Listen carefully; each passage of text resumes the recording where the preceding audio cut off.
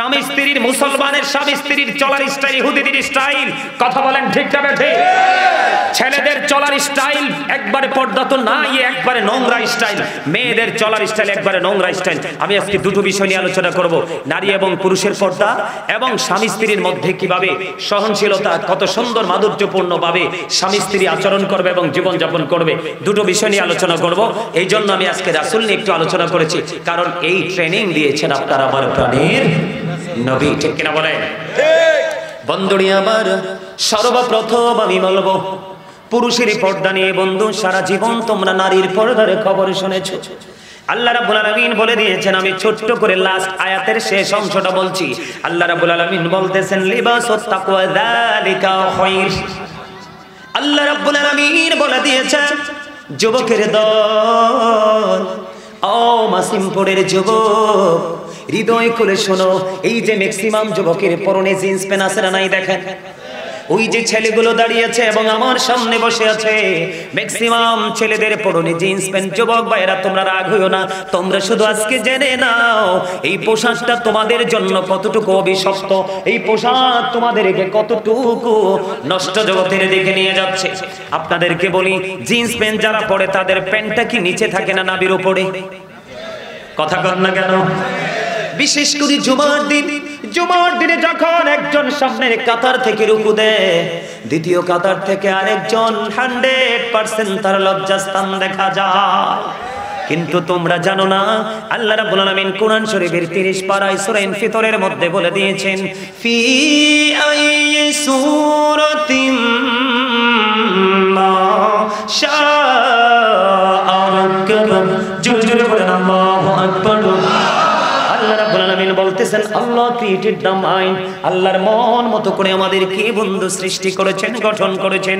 বন্ধু, ও মাসিমপুরের আমার যুবক বন্ধুরা, আমাকে তোমরা কেউ শত্রু মনে করো না, কারণ আমি তোমাদের কাছে এসেছি বন্ধু হয়ে।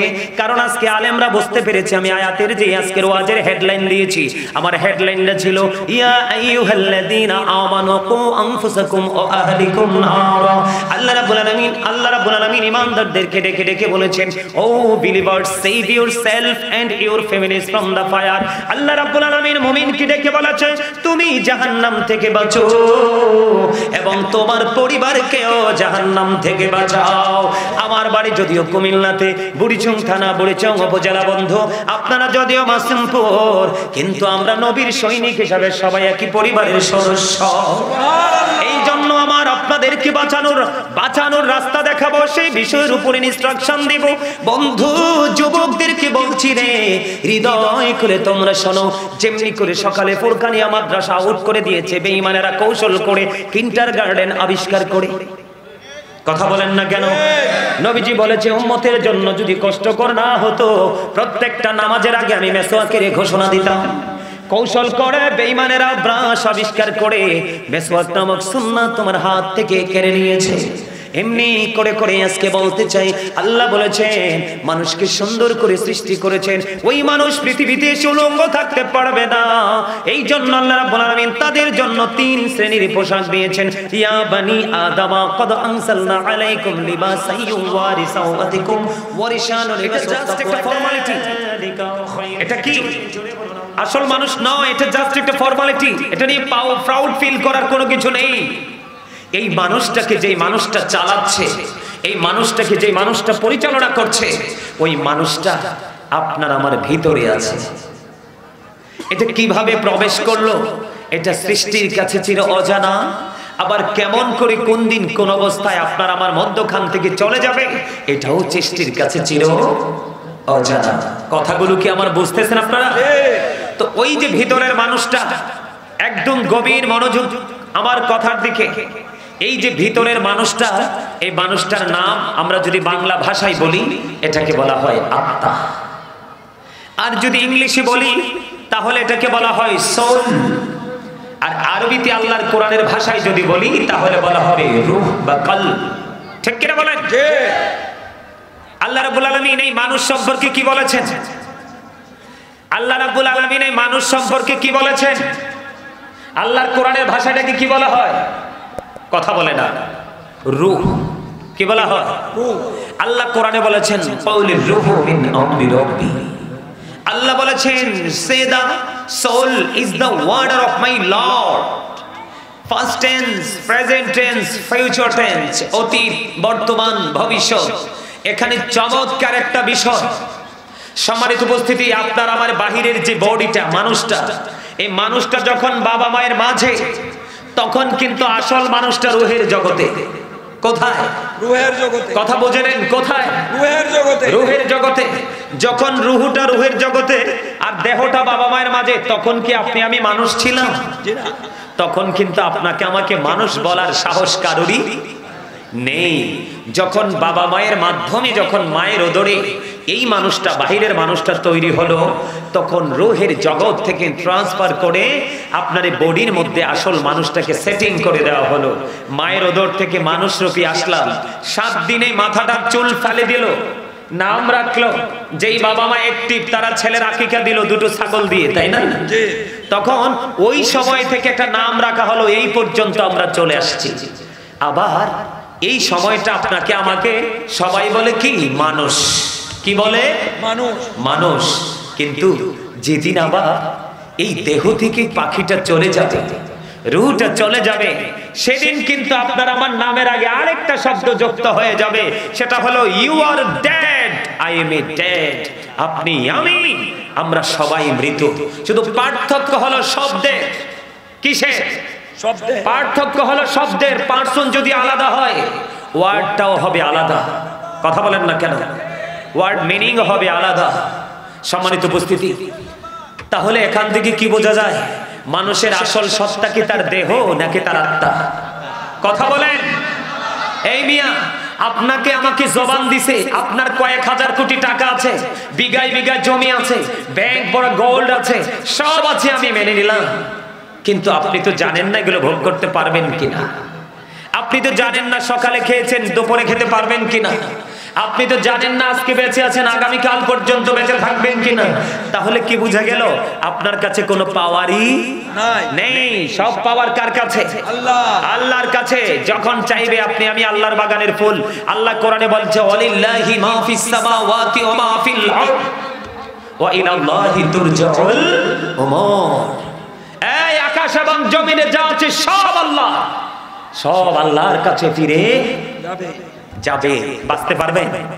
আরে জোরে বলে। কি মনে করেছেন জবান কি দিছে বাদাম খাওয়ার জন্য, ভোট খাওয়ার জন্য, চা দোকানে বসে চা খাবেন আর মানুষের বদনাম করার জন্য? যুবকদেরকে বলছি, ফ্রেন্ড সার্কেলদেরকে নিয়ে অপ্রাসঙ্গিক, অগ্রহণযোগ্য কথা বলার জন্য? কি জন্য বলতে পারবেন?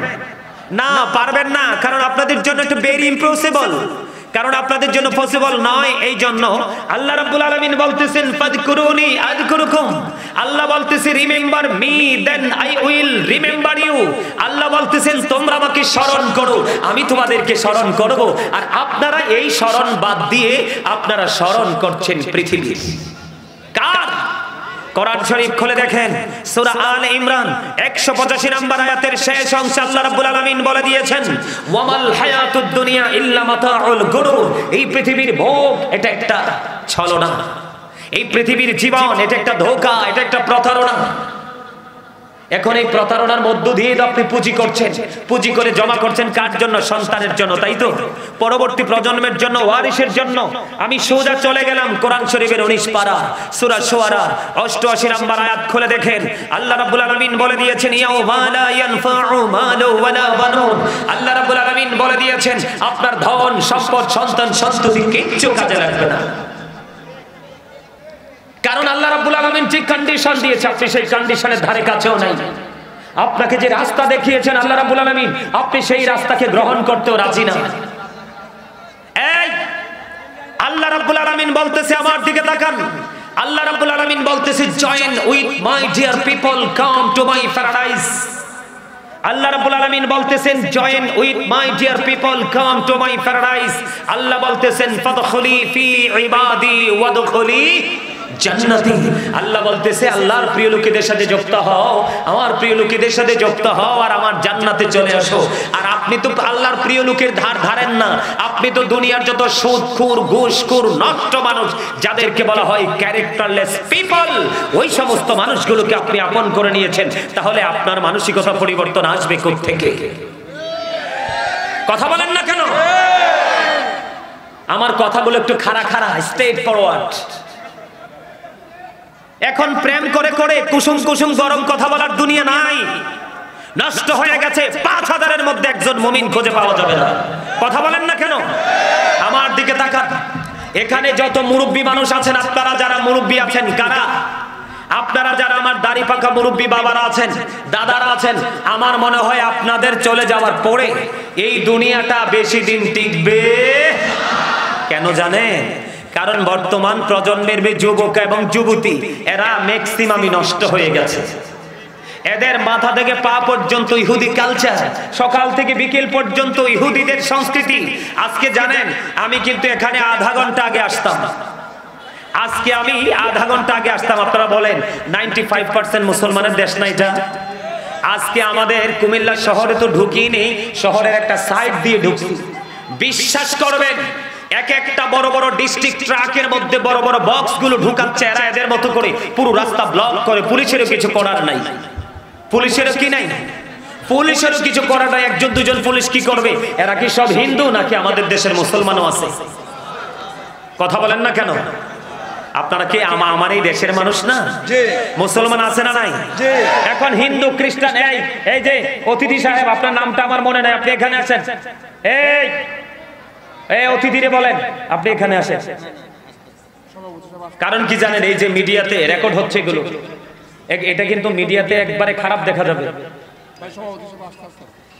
আমার কথা আপনারা আমার দিকে তাকান, আমার কথাগুলো প্লিজ আপনারা মন দিয়ে শুনেন। আমি কিন্তু সারা রাত ওয়াজ করতে আসিনি, কথাগুলো হক কথাগুলো বলবো। কারণ আল্লাহ বলেছেন ওয়াকুলু কাওলান সাদীদা, আল্লাহ বলেছেন সে দা রাইট থিং, সত্য কথা বলো, সঠিক কথা বলো। এই ট্রেনিং দিয়েছে কে?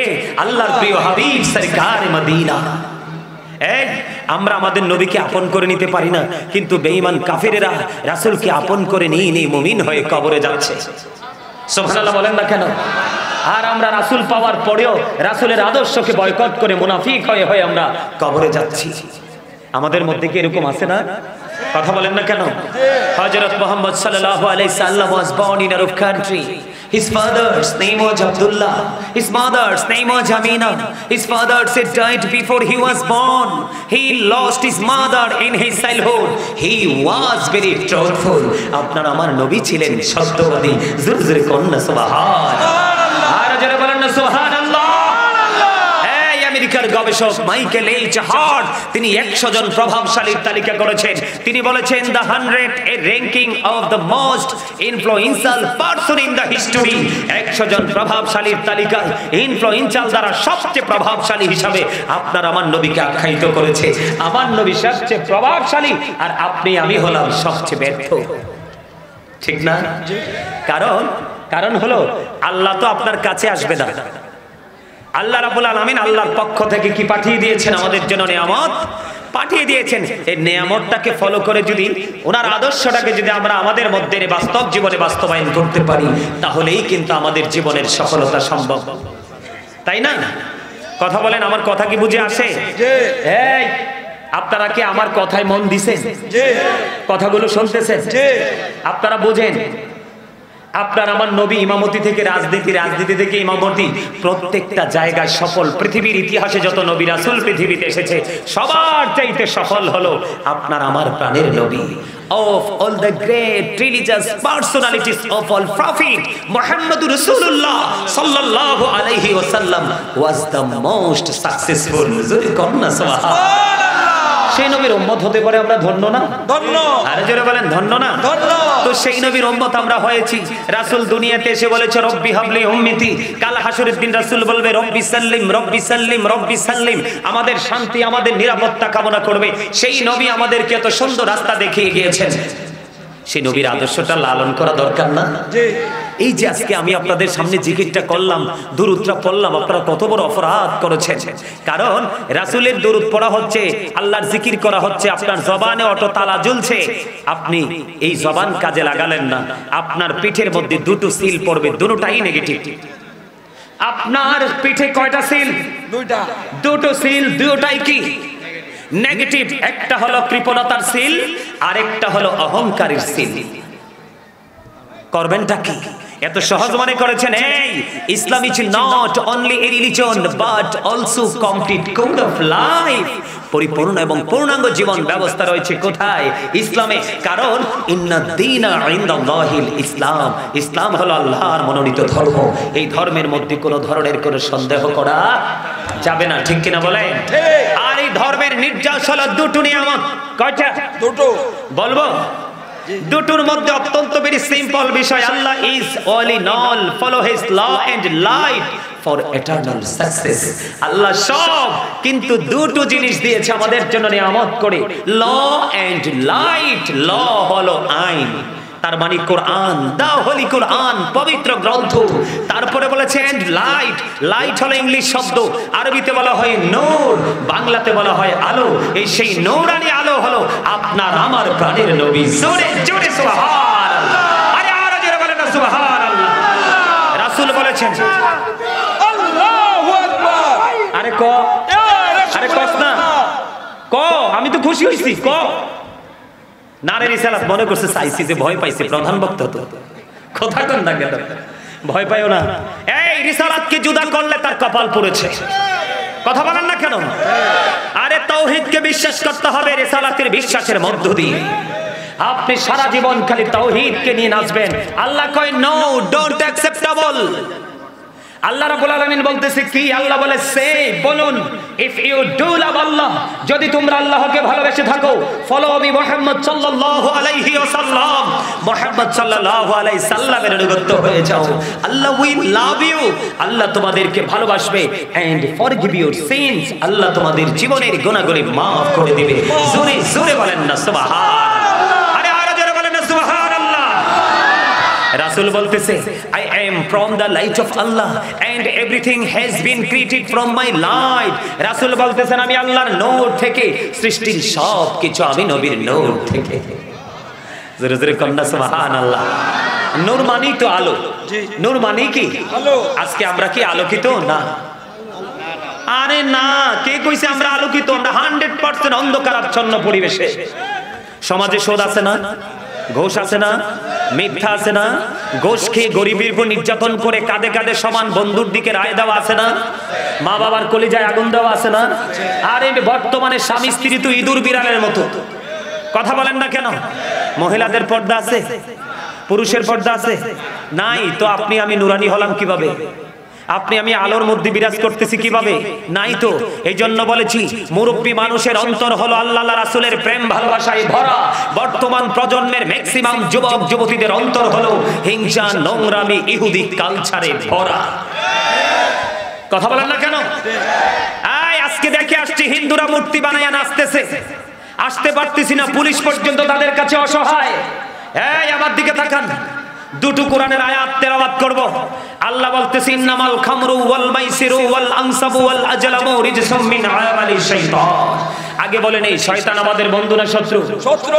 Satan is the eternal enemy of the believers. ইন্না শাইতানা লাকুম আদুউন ফাত্তাখিযুহু আদুওয়া। কিন্তু মুমিন সম্পর্কে আল্লাহ ব্যতিক্রম তথ্য দিয়েছে। আল্লাহ মুমিনদেরকে আশ্বস্ত করেছে। আল্লাহ বলেছেন ইন্না কাইদা শাইতানি কানা দাঈফা। আল্লাহ বলেছেন শয়তান ডিসিপশন ইজ ভেরি উইক। শয়তানের ধোঁকা মুমিনের জন্য একেবারে দুর্বল। সুবহানাল্লাহ বলেন না কেন? আজকে আপনারা যারা এখানে আসছেন, আপনাদের কাছে শয়তান ব্যর্থ, আর এই শয়তানের ব্যর্থতাই হলো আপনাদের বিজয়। সুবহানাল্লাহ। আপনারা কিন্তু আজকে যুদ্ধে বিজয়ী হয়েছেন, জানেন না এটা? আরো জোরে। এই আল্লাহ কি কয়? মদ, জুয়া, মূর্তি, ভাগ্য গণনা, ঘৃণ বস্তু শয়তানের কাজ। তাহলে আজকে যেটা হচ্ছে শয়তানের কাজ, এখানে মুসলমানও আছে। এবার আসেন, তাদের সম্পর্কে আল্লাহ ব্যতিক্রমী তথ্য দিয়েছে। ইন্নাল কাফিরিনা কানু লাকুম আদুওয়াম মুবিনা। আল্লাহ বলেছেন the heretics are the eternal enemy of the believers. ঈমানদারদের প্রকাশ্য শত্রু হলো বেঈমান কাফেরেরা। আজকে আমরা মুসলমান হওয়ার পরেও অত্যন্ত লজ্জিত ভাবে বলতে হয়, আজকে আমাদের বাচ্চা কাচ্চাগুলো ইহুদি কালচারে ভরে গেছে। মাথার চুল কাটার স্টাইল ইহুদিদের স্টাইল, স্বামী স্ত্রীর, মুসলমানের স্বামী স্ত্রীর চলার স্টাইল ইহুদিদের স্টাইল। কথা বলেন ঠিক না বেঠিক? ছেলেদের চলার স্টাইল একবারে পর্দা তো নাই, একবারে নোংরা স্টাইল। মেয়েদের চলার স্টাইল একবারে নোংরা স্টাইল। আমি আজকে দুটো বিষয় নিয়ে আলোচনা করব, নারী এবং পুরুষের পর্দা এবং স্বামী স্ত্রীর মধ্যে কিভাবে সহনশীলতা, কত সুন্দর মাধুর্যপূর্ণ ভাবে স্বামী স্ত্রী আচরণ করবে এবং জীবন যাপন করবে। দুটো বিষয় নিয়ে আলোচনা করব। এই জন্য আমি আজকে রাসূল নিয়ে একটু আলোচনা করেছি, কারণ এই ট্রেনিং দিয়েছেন আপনার আমার প্রাণের নবী। ঠিক কিনা বলেন? বন্ধুরি আমার, সর্বপ্রথম আমি বলবো পুরুষের পর্দা নিয়ে। বন্ধু, সারা জীবন তোমরা নারীর পর্দার খবর শুনেছো। আল্লাহ রাব্বুল আলামিন বলে দিয়েছেন, আমি ছোট্ট করে লাস্ট আয়াতের শেষ অংশটা বলছি। আল্লাহ রাব্বুল আলামিন বলতেছেন, লিবাসুত তাকওয়া যালিকা খায়র। আল্লাহ রাব্বুল আলামিন বলে দিয়েছেন, যুবকের দল, ও মাসিমপুরের যুবক, হৃদয় খুলে শোনো। এই যে ম্যাক্সিমাম যুবকের পরনে জিন্স প্যান্ট আছে না নাই দেখেন, ওই যে ছেলেগুলো দাঁড়িয়েছে এবং আমার সামনে বসে আছে, ম্যাক্সিমাম ছেলেদের পরনে জিন্স প্যান্ট। যুবক ভাইরা, তোমরা রাগ হইও না, তোমরা শুধু আজকে জেনে নাও এই পোশাকটা তোমাদের জন্য কতটুকু অভিশপ্ত, এই পোশাক তোমাদেরকে কতটুকু নষ্ট জগতের দিকে নিয়ে যাচ্ছে। আপনাদেরকে বলি, জিন্স প্যান্ট যারা পরে তাদের প্যান্টটা কি নিচে থাকে না নাভির উপরে? কথা কর না কেন? বিশেষ করে জুমার দিনে যখন একজন সামনের কাতার থেকে রুকু দেয়, দ্বিতীয় কাতার থেকে আরেকজন 100% তার লজ্জাস্থান দেখা যায়। কিন্তু তোমরা জানো না, আল্লাহ রাব্বুল আলামিন কোরআন শরীফের 30 পারায় সূরা ইনফিতরের মধ্যে বলে দিয়েছেন, ফি আইয়ি সূরাতিম মা শাআ রাক্কাবা। জোরে বলেন আল্লাহু আকবার। আল্লাহ রাব্বুল আলামিন বলতেছেন, আল্লাহ ক্রিয়েটেড দ্য মাইন্ড, আল্লাহর মন মতো করে আমাদেরকে বন্ধু সৃষ্টি করেছেন, গঠন করেছেন। বন্ধু, ও মাসিমপুরের আমার যুবক বন্ধুরা, আমাকে তোমরা কেউ শত্রু মনে করো না, কারণ আমি তোমাদের কাছে এসেছি বন্ধু হয়ে। কারণ আজকে আলেমরা বুঝতে পেরেছে, আমি আয়াতের যে আজকের ওয়াজের হেডলাইন দিয়েছি, আমার হেডলাইনটা ছিল ইয়া আইয়ুহাল্লাযীনা আমানু কু আনফুসাকুম ওয়া আহলিকুম নারা। আল্লাহ রাব্বুল আলামিন ঈমানদারদেরকে ডেকে ডেকে বলেছেন, O believers, save yourself and your families from the fire. আল্লাহ রাব্বুল আলামিন মুমিনকে ডেকে বলেছেন, তুমি জাহান্নাম থেকে বাঁচো এবং তোমার পরিবারকেও জাহান্নাম থেকে বাঁচাও। আমার বাড়ি যদিও কুমিল্লাতে, বুড়িচং থানা, বুড়িচং উপজেলা। বন্ধু, আপনারা যদিও মাসিমপুর, কিন্তু আমরা নবীর সৈনিক হিসাবে সবাই একই পরিবারের সদস্য। এই জন্য আমার আপনাদেরকে বাঁচানোর রাস্তা দেখাবো, সেই বিষয়ের উপরে ইনস্ট্রাকশন দিব। বন্ধু, যুবকদেরকে বলছি রে, হৃদয় খুলে তোমরা শোনো। যেমনি করে সকালে ফুরকানিয়া মাদ্রাসা আউট করে দিয়েছে বেঈমানেরা কৌশল করে, কিন্ডারগার্টেন আবিষ্কার করে। কথা বলেন না কেন? নবীজি বলেছে, উম্মতের জন্য যদি কষ্টকর না হতো, প্রত্যেকটা নামাজের আগে আমি মেসওয়াকের ঘোষণা দিতাম। কৌশল করে বেঈমানেরা ব্রাশ আবিষ্কার করে মেসওয়াক নামক সুন্নাত তোমার হাত থেকে কেড়ে নিয়েছে। এমনি করে করে আজকে বলতে চাই, আল্লাহ বলেছেন মানুষকে সুন্দর করে সৃষ্টি করেছেন, ওই মানুষ পৃথিবীতে উলঙ্গ থাকতে পারবে না। এই জন্য আল্লাহ রাব্বুল আলামিন তাদের জন্য 3 শ্রেণীর পোশাক দিয়েছেন। ইয়া বানি আদামা ক্বাদ আনসালনা আলাইকুম লিবাসান ইউওয়ারি সাওআতিকুম ওয়া রিশানু লিবাসুত তাকওয়া যালিকা খায়র। জোরে জোরে বলুন আল্লাহু আকবার। আদম সন্তানের জন্য আল্লাহ রাব্বুল আলামিন 3 শ্রেণীর পোশাক দিয়েছেন। বন্ধু, তুমি প্রতিদিন লজ্জাস্থান ঢাকার পোশাক পরো, দ্বিতীয়ত তুমি সাজের পোশাক পরো, কিন্তু আল্লাহর কাছে সবচেয়ে পছন্দের পোশাক হলো তাকওয়ার পোশাক।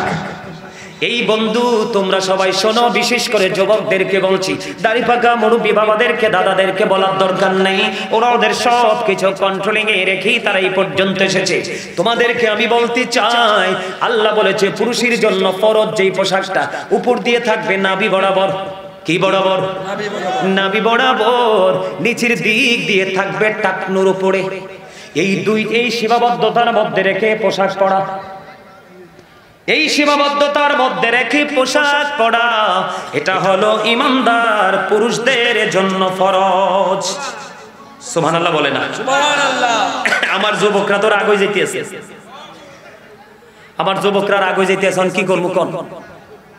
এরা ওই জিন্স প্যান্টের কথা কইছি যে ওখানে হেসাটা কি আমি কইতাম না কোন কথা বলেন না কেন সত্যটা বলার দরকার আছে না নাই আছে বুখারী শরীফের মধ্যে এসেছে ছোট্ট একটা হাদিস বুখারী শরীফের মধ্যে এসেছে যার পোশাকটা উপর দিয়ে থাকবে নাভির উপরে এবং নিচের দিক দিয়ে থাকবে টাকনোর নিচে ওই ব্যক্তির জন্য ঠিকানা হবে জাহান্নাম কি আপনি লুঙ্গি বলেন প্যান্ট বলেন পায়জামা বলেন ট্রাউজার বলেন যেটাই বলেন আপনি উপর দিয়ে থাকতে হবে নাভির উপরে অথবা নাভি বরাবর আর নিচের দিক দিয়ে রাখতে হবে টাকনোর উপরে এই কন্ডিশনে পোশাক পরা ইমানদারের জন্য ফরজ এই যে যুবকেরা এখন যদি আমি তাদেরকে একজনকে দাঁড়াই যে বাবা তুমি দাঁড়াও দাঁড়ানোর পরে যদি বলি তোমার গেঞ্জিটা উপরের দিকে ওঠাও আমি দেখতে পাবো তাদের প্যান্টটা কম পক্ষে নাভি থেকে 3 থেকে 4 আঙ্গুল নিচে কথা বলেন না কেন তোমাকে তো আল্লাহ রাব্বুল আলামিন এমন লজ্জিত পোশাক পরার জন্য বলেনি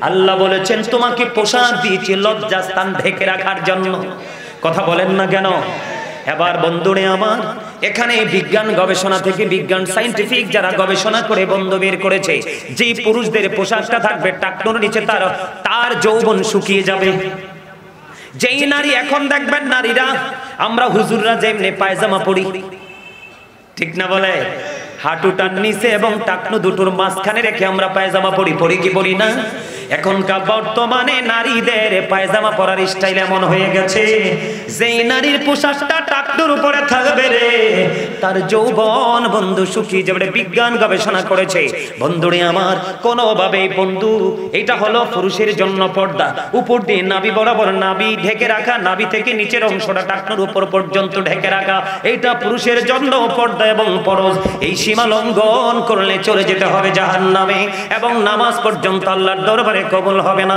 বুখারী এবং মুসলিম শরীফের মধ্যে এসেছে হাদিস খানা আমার নবী আপনার নবী দো জাহানের বাদশা নবী তিনি মসজিদে নামাজ পড়তেছে হঠাৎ করে এক ব্যক্তি এসে নামাজের নিয়ত বাঁধলেন নবীজি বললেন তুমি ওযু করে আসো